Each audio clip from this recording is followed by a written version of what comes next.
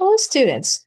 This is a little bit of an overview and lecture of um, The Meaning of a Rose for Emily by William Faulkner. Now, this essay you'll notice is a little different than the ones that we've read before. These are selections from an interview that was done with William Faulkner in 1959. And what is very interesting is that, first of all, the interviewer is asking Faulkner about one of his stories that was one of his most famous to date at that point, and also is a story that is, for a lot of you, you might recognize it. It's very well represented in the high school canon and also in like the general canon of American short story literature. And that is A Rose for Emily. Now, one of the things that's interesting about this is you see that there is a very commonly accepted interpretation of this story that some of you might even have been taught, that this story is about a conflict between the North and the South, kind of told in almost parable form.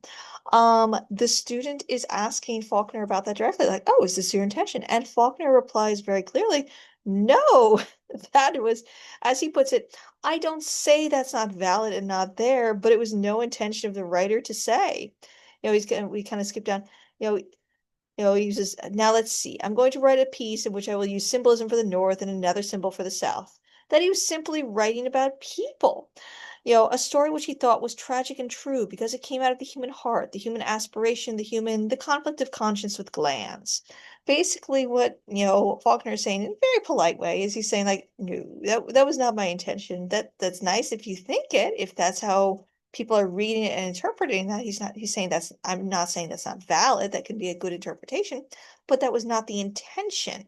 So intention of the writer can sometimes often drift very substantially, but then how a story tends to be read and how it can sometimes tend to be taught, especially, in terms of symbolism and things like that.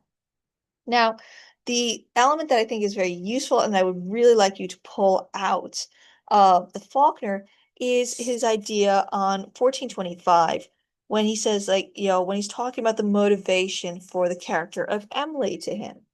He was saying, okay, in this case, there was a young girl with a young girl's normal aspirations to find love and a husband and a family who was browbeaten and kept down by her father, a selfish man who didn't want her to leave home because he wanted a housekeeper. And it was a natural instinct of repressed witch. You can't repress it. You can mash it down, become something else, and very likely in a tragic form.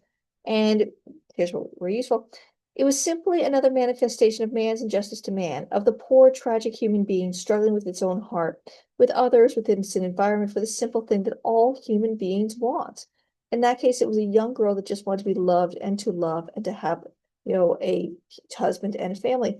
And we can also look again at that line where he's saying, like, a story that he thought was tragic and true because it came out of the human heart, the human aspiration.